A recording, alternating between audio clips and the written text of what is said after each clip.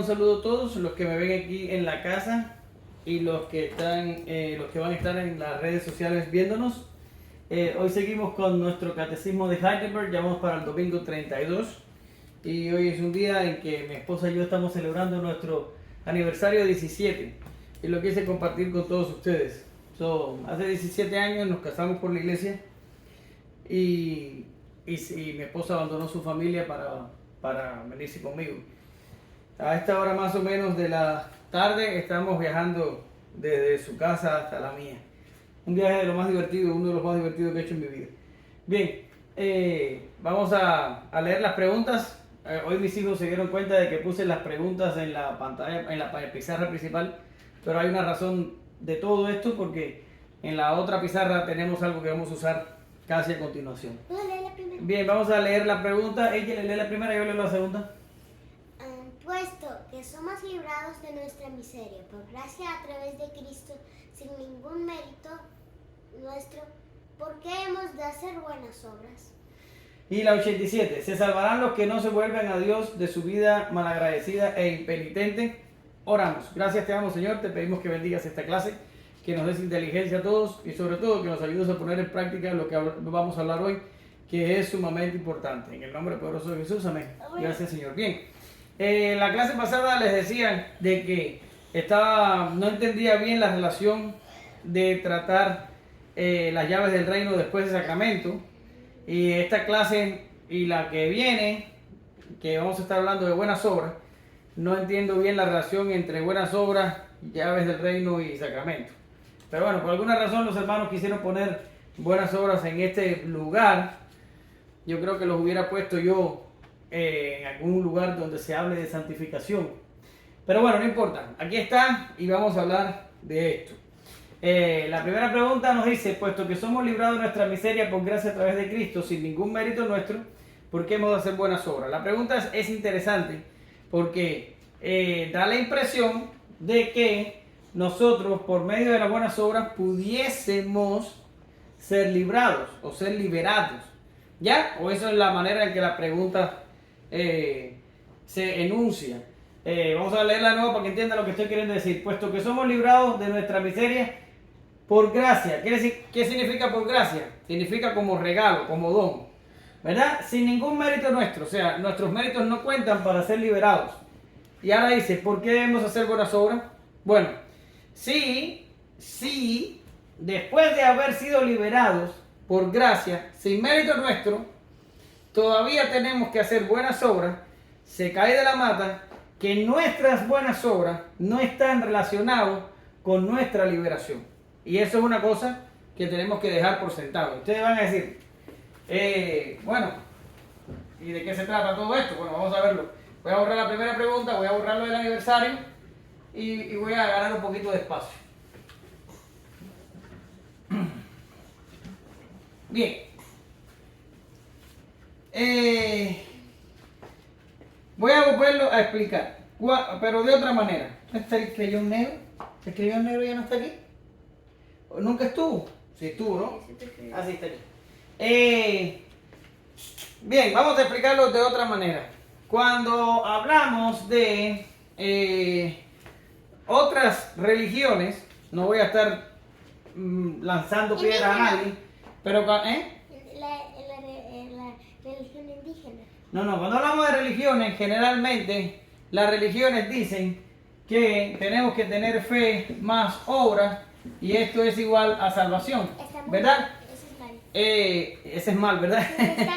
ella le sabe que está mal. Ahora, cuando tenemos esta fórmula aquí, fe más obras es igual a salvación, nosotros sabemos que está mal. Al menos dice ella o ella reconoce que está mal. Y es cierto, está mal. Está mal. Esto es solo fe. Está mal. Ahora, pero cuando arreglamos nuestra fórmula, no nos deshacemos de las obras, sino que ponemos la fe sola y ponemos es igual a salvación más obras. Quiere decir, las obras se van de aquí y se ponen acá. Quiere decir que por medio de la fe alcanzamos la salvación y podemos hacer obras. Por eso es que yo les decía ahorita que si nosotros somos librados sin ningún mérito nuestro, somos liberados por la gracia. Entonces, ¿de qué sirven o por qué tenemos que hacer buenas obras? Bueno, si somos liberados por la gracia, las buenas obras no tienen nada que ver con la salvación. Y es cierto, porque dice la Biblia que somos salvos por la gracia, no por obra, para que nadie se gloríe. ¿Dónde está eso, ella? En Efesios 2, 8 y 9. ¿Ya? Ahora, cuando hablamos de que somos salvados por la gracia, por medio de la fe, no por obra, para que nadie se gloríe, sabemos que las obras no conducen a la salvación. Las obras no conducen a la salvación. No puse el timer. No puse el timer, gracias. Pero la salvación sí conduce a las obras. ¿Ya? ¿Qué quiere decir? No entendí. Sí, voy a ti. Esta fórmula dice que las obras no nos conducen a la salvación. ¿Cuál es la única condición para ser salvo? Creer. ¿Ok? Entonces yo digo, si creo,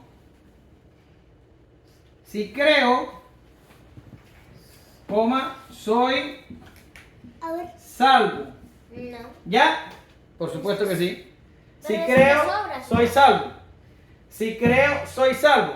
Y ahora digo, si soy salvo, hago buenas obras. ¿Ya? Esa es la explicación de la fórmula de arriba. Quitamos la que está, ¿verdad? Y digo, si creo, soy salvo. Si soy salvo, hago buenas obras. Ahora, si tratamos de identificar dónde está la causa aquí, la causa está aquí y el efecto está acá. Si trato de buscar la causa aquí, la causa está aquí y el efecto está acá. ¿Ya? Por tanto, la fe causa la salvación, pero la salvación causa las buenas obras. Eso es lo que dice la fórmula. La fe causa la salvación y la salvación causa las buenas obras. Es como si yo tengo, vamos a borrar esto aquí, y vamos a poner un ejemplo más práctico. Ok, tengo una carretera o un plano, algo como esto, ¿verdad? Y tengo una esfera azul, y a esa esfera azul la voy a llamar buenas obras. ¿Ya? Así voy a llamar las buenas obras. Y voy a tener una esfera morada. Eso no es morado, eso es rosado. Ok, Zafá, está bien, rosado, I'm sorry. Y le voy a poner a la esfera esta el nombre de salvación. ¿Ya? Ahora, viéndolas así como las estoy viendo, ¿ella está prestando atención aquí? Las esferas se están moviendo. No se están moviendo. Para que estas esferas se empiecen a mover, ¿qué se necesita? ¿Se necesita la fe? Habla alto para que el video te oiga. ¿Se necesita la fe? No, olvídate de la fe. Piensa en las bolas. Si tú tienes una bola aquí y tienes una bola aquí y no se está moviendo, ¿qué necesitas para que se mueva? Una persona. ¿No? ¿Qué necesitas para que se mueva? Empujarlas. ¡Empujarlas! Oye, ella le parece mentira. Esa es más chiquito que tú, se dio cuenta. Pero Lo que necesito para que se muevan, necesito empujarlas. ¿Ya?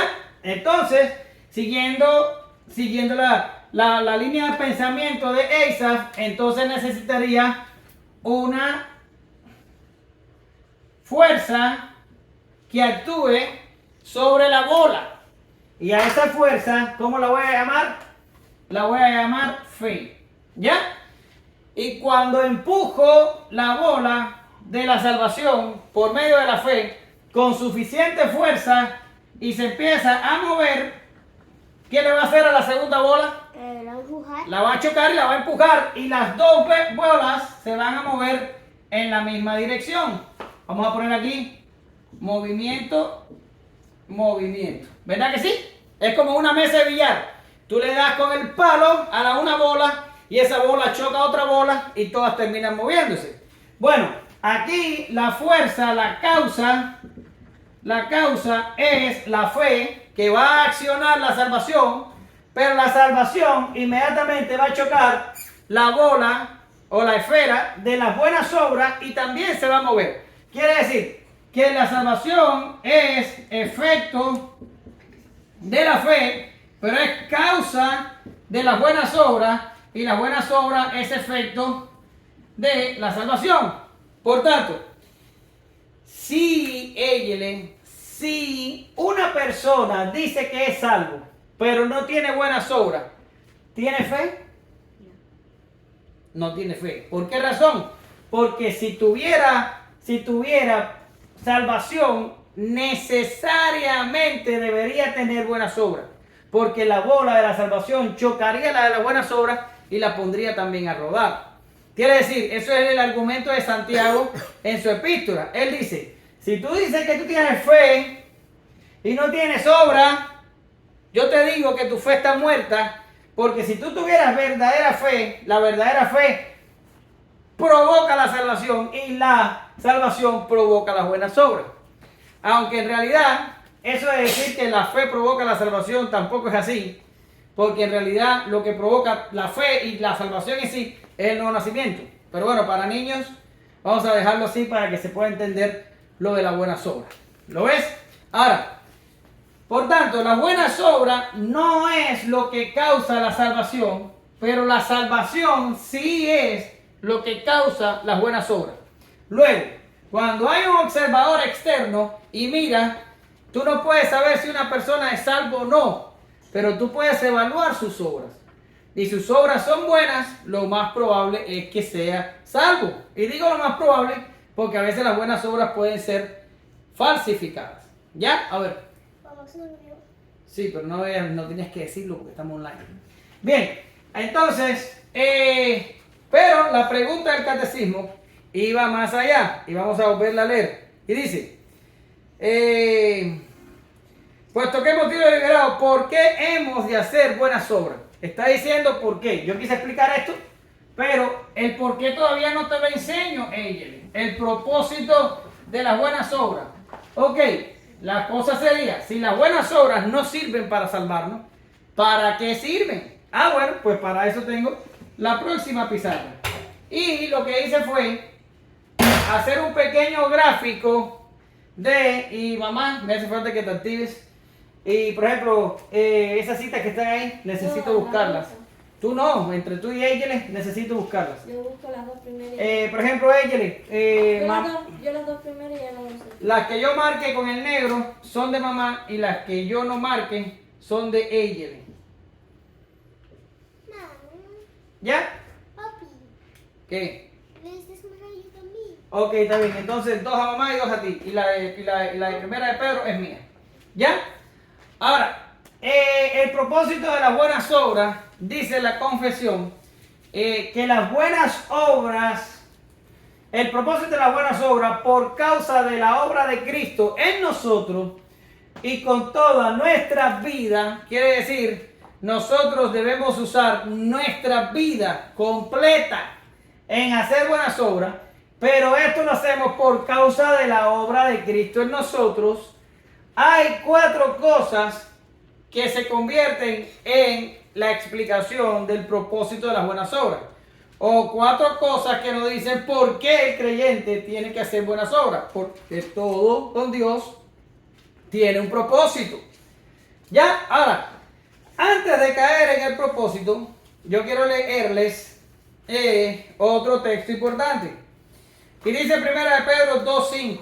Por lo cual, también contiene la escritura: he aquí pongo en Sión la principal cabeza del ángulo, escogida preciosa. Ahora dice la Biblia: el que cree en él no será avergonzado. Para vosotros pues, los que creéis, él es precioso. Pero para los que no creen, esto es importante, Eyeli, para los que no creen, la piedra de que los edificadores desecharon ha venido a ser cabeza de ángulo y piedra de tropiezo y roca que hace caer, por lo cual tropiezan en la palabra, siendo desobedientes, a lo cual fueron también destinados. Ahora, aquí ocurre, según Pedro, una cosa súper interesante y súper impactante, y es que Dios usa el mismo medio para provocar dos efectos diferentes. ¿Ya? ¿Cuál es el medio que se usa, según Pedro, aquí? La palabra de Dios, ¿verdad? Dice, piedra de tropiezo y roca que hace caer, porque tropiezan en la palabra, ¿verdad? Más arriba dice, para vosotros los que creéis, Él es precioso. ¿Y qué es lo que tú crees? La palabra, ¿verdad? Porque a Cristo no lo hemos visto, no nosotros. Nosotros creemos en la palabra escrita que habla acerca de la obra y vida y muerte y resurrección de Cristo. Bien, por tanto, aquí vemos la palabra provocando dos efectos. A los que creen les da salvación y buenas obras. A los que no creen, la propia palabra les da entonces tropiezo y perdición. Sí, muerte y perdición. Pero es la misma palabra, porque la misma palabra que se te predica a ti, acuérdate que en la clase pasada hablamos de la llave del reino, posiblemente ahí esté la relación. La palabra que se te predica a ti, si eres obediente y crees, ahí tienes la salvación. Pero si eres desobediente y tropiezas en esa misma palabra, entonces tienes destrucción, muerte y condenación. Por tanto, lo que aquí estamos viendo es la cara de una moneda. Estamos viendo la moneda, la cara de la moneda de los que obedecen. Ahorita, con la segunda pregunta, vamos a ver la segunda cara de los que desobedecen. ¿Ya? Ahora, aquí tenemos propósito de las buenas obras. ¿Cuál es el primer propósito? Que agradezcamos a Dios por sus beneficios. ¿Por qué razón? Porque que nosotros tengamos la posibilidad de hacer buenas obras significa que hemos sido salvados. Y que nosotros hayamos sido salvados significa que Dios ha tenido que poner en movimiento una pila de cosas que garanticen nuestra salvación. Por tanto, óyeme. Por lo tanto, todo este engranaje que garantiza nuestra salvación y nos capacitan para buenas obras, no es algo que a Dios no le cueste nada. Le costó la vida de Jesús en la cruz. Le costó a Jesús una vida perfecta sin pecado en la tierra. Y ha costado una pila de cosas más. Ahora, ¿qué es lo que espera Dios de nosotros cuando somos salvos? Bueno, que por medio de nuestras buenas obras agradezcamos a Dios por sus beneficios. Y esto es una cosa interesante. Escucha, el texto no está diciendo, es más, vamos a leer el texto. A ver, ¿quién lo tiene, mamá? Romanos 6:13. Dice, ni tampoco presentéis vuestros miembros al pecado como instrumentos de iniquidad, sino presentaos vosotros mismos a Dios como vivos de entre los muertos, y vuestros miembros a Dios como instrumentos de justicia. ¿Lo ves? Quiere decir, el texto te está diciendo que cojas tus miembros y los presentes a Dios como instrumentos de justicia. Quiere decir, la invitación no es tanto como a decir, gracias Señor porque tengo salvación, gracias porque puedo hacer buenas obras, gracias porque me has dado beneficios, gracias por Cristo, gracias por la salvación. No. No es eso lo que está diciendo el texto. El texto está diciendo que agarres tus miembros, o sea, tu cuerpo, y no sirvas con tu cuerpo al pecado, sino que te conviertas en un instrumento de justicia. Quiere decir, Dios no está buscando en nuestras buenas obras como tal la gracia o el agradecimiento, sino, o sea, cuando digo la gracia y el agradecimiento, lo que estoy hablando es de la acción de decir gracias, con palabras. Ya, eso no. Lo que Él está buscando es que nuestras buenas obras se conviertan en el gracias. ¿Ya entendiste? Voy a ponerte un ejemplo. Ahora va a ir el cumpleaños de tu mamá, ¿verdad? Y estás muy contenta con eso. Pero, ¿qué tú crees que mamá prefiere más? Por ejemplo, yo sé que no tienes la edad, pero un poquito más para adelante sería una buena idea. Que tú le digas ese día, felicidades mamá, o que tú le hagas la comida y que ella no tenga que cocinar ese día. Que le hagas la comida. Exacto. ¿Lo ves? Eso es lo mismo que está pasando aquí con Dios. Que Dios prefiere, antes de que tú digas gracias, que tú hagas buenas obras. Porque cuando tú haces buenas obras, es la forma de decir gracias. ¿Lo ves así? Entonces, a veces las palabras son importantes y de hecho hay textos en la Escritura que nos mandan a alabar a Dios y en agradecer a Dios con palabras. Y está bien, no hay problema. Pero a veces también es importante agradecer a Dios por medio de acciones. Porque como dice por ahí, las palabras, ¿qué les pasa? Se las lleva el viento. Pero las acciones son más duraderas. Y aquí estamos invitando, Dios nos está invitando por medio de la Escritura a agradecerle por medio de acciones. Pero no acciones que le hagamos a Él. No, acciones que hagamos nosotros al prójimo y a los demás que prueben que somos hijos de Él. ¿Lo ves? Ahora, vamos a la segunda. Dice, Dios sea alabado por nosotros. Cuando vi esto en la confesión, dije, bueno, pero ¿quién es el que alaba a Dios? ¿Nosotros lo alabamos o la gente lo alaba por causa de nosotros? Y me quedé así, pero lo cierto fue que encontré Biblia para las dos cosas. Quiere decir, cuando nosotros hacemos buenas obras, nosotros alabamos a Dios por medio de nuestras buenas obras. Eso es lo que explicamos anteriormente. Y también la gente que no cree en Dios, alaba a Dios por nuestras buenas obras. Y tú vas a decir, bueno, ¿y por qué alaban a Dios y no me alaban a mí? Bueno, la gente que dice, ay, qué bueno es fulano, es muy bueno, está un poco desvirtuada. ¿Ya? Porque en realidad no hay nadie bueno. Pero la gente que entiende bien la naturaleza humana, ve a alguien actuar de buena acción, sabe que la acción no puede venir de la misma persona porque todos somos malos, pero termina alabando a Dios porque esa persona está haciendo algo bueno. ¿Lo ven? Ahora vamos a los textos. Primero los Corintios 6:20. Mamá, alto. Porque habéis sido comprados por precio. Glorificad pues a Dios en vuestro cuerpo y en vuestro espíritu, los cuales son de Dios. ¿Ves? Glorificad a Dios en vuestro cuerpo. Y ahora vamos a ver en Mateo 5:16. Así, alumbre vuestra luz delante de los hombres, para que vean vuestras buenas obras y glorifiquen a vuestro Padre que está en los cielos. ¿Lo ves ahí? Cuando tus buenas obras glorifican a tu Padre que está en los cielos, los hombres que te rodean también terminan glorificando al Padre. Por tanto, las buenas obras nos sirven para agradecer, las buenas obras nos sirven a nosotros para alabar a Dios y a los hombres para alabar a Dios por causa de nuestras buenas obras. Ahora, un tercer propósito de hacer buenas obras es que aseguremos nuestra fe por medio de los frutos. Yo llevo muchos años en el Evangelio, más o menos como unos 25, ya es bastante tiempo. Y la vida cristiana no es algo así como algo que mejora. No. A veces mejora, a veces empeora un poquito, vuelve a mejorar y vuelves a caer en otro bachecito y vuelves a mejorar y vuelves a caer. Y así tiene subidas y bajadas, No es como algo que sube, ¿verdad? Ahora, cuando tenemos esos retrocesos o esas crisis o esos momentos malos, lo que más sufre, o por lo menos esa es mi experiencia, en nosotros es la realidad de la fe. Porque lo primero que hacemos cuando estamos pasando un mal momento es cuestionar nuestra fe. ¿Ya? ¿Será o no será? ¿Seré o no seré? ¿Estoy o no estaré?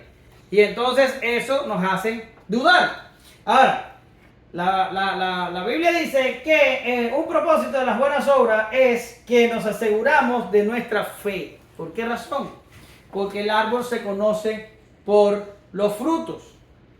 Si tengo un árbol de guayaba, ¿qué da Eisa?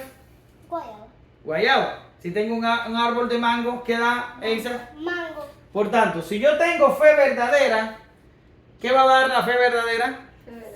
Va a dar obra verdadera, buenas obras.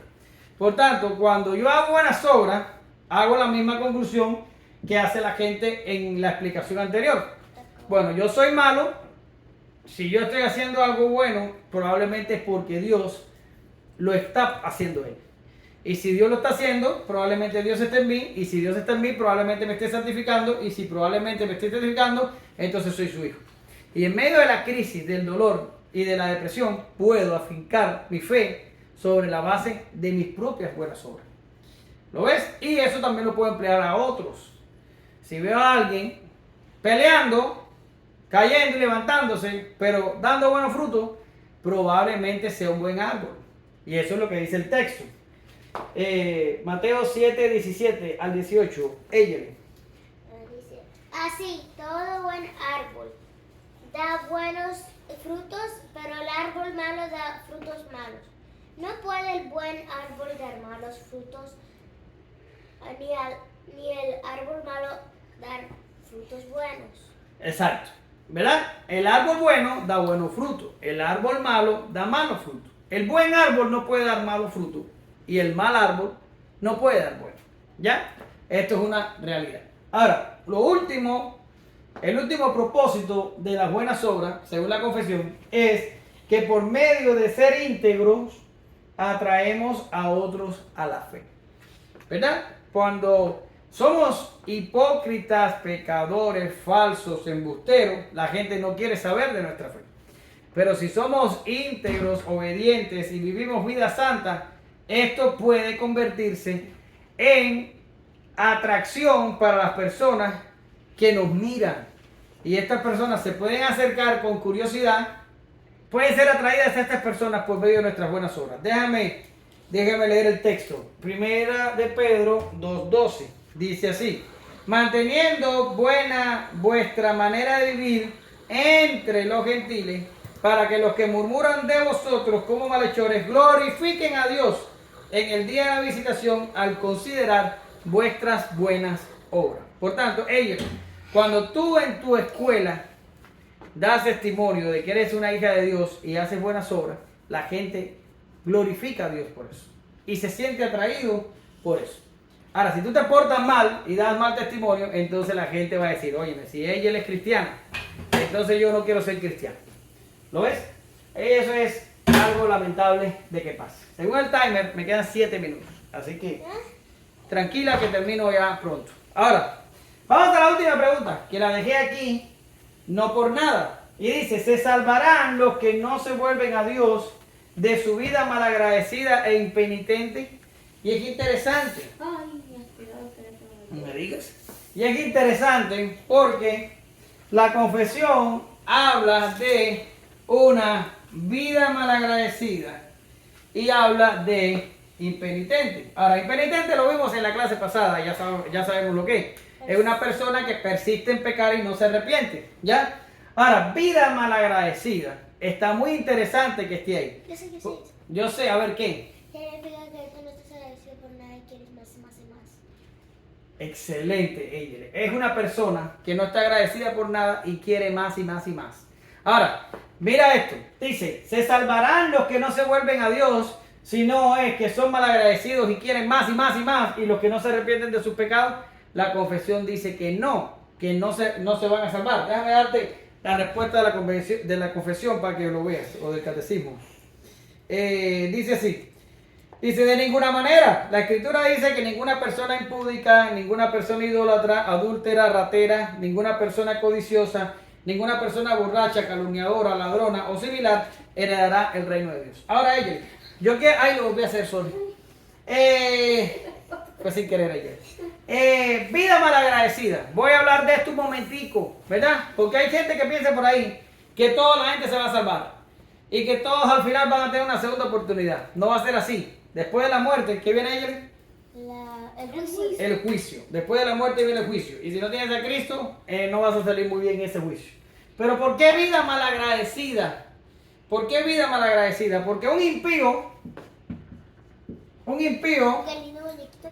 ¿viste? Un impío lo recibe absolutamente todo de Dios. Porque el impío vive en un planeta de Dios.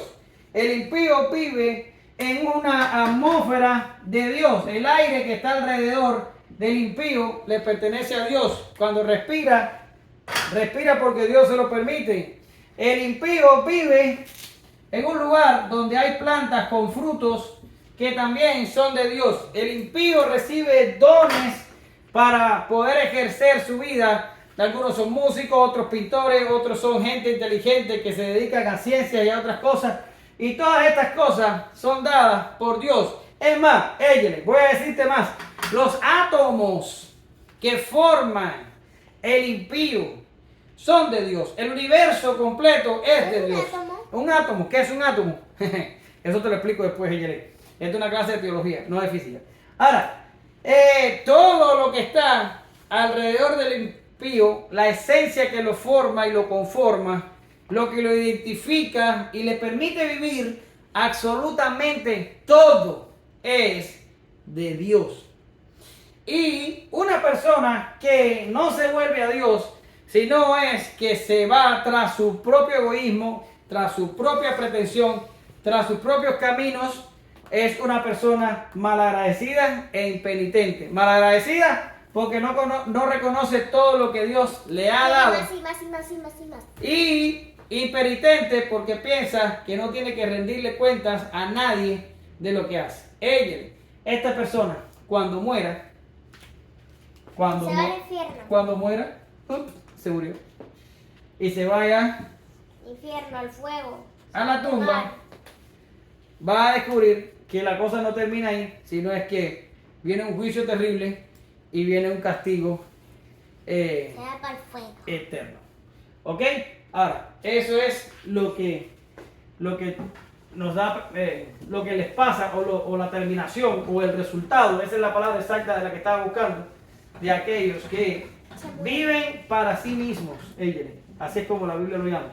Viven para sí mismos. Bien, ya se acabó. Hoy el mensaje de la iglesia de Nelson y mi clase tienen mucha relación. ¿Sí? Sí. Entonces me imagino que para ellos va a ser bien fácil entender todo lo que yo acabo de decir. Así que los saludamos, Derek, Liz y Nelson. Saludamos a Mirtica en Cuba, que ve la clase. Y vamos a orar para despedir. Gracias te amo, Señor, en esta tarde. Gracias por este tiempo en que podemos hablar de tu palabra. Ayúdanos, Señor, por favor, a hacer buenas obras. Porque incluso, aunque sabemos que tenemos que hacerlas, a veces nos cuesta hacer. Y dice tu palabra que tú eres el que pone en nosotros tanto el querer como el hacer, por tu buena voluntad. Pues por favor, ponnos el querer y ayúdanos con el hacer, para que en esto seas doblemente glorificado. En el nombre de Jesús, amén. Gracias, Señor.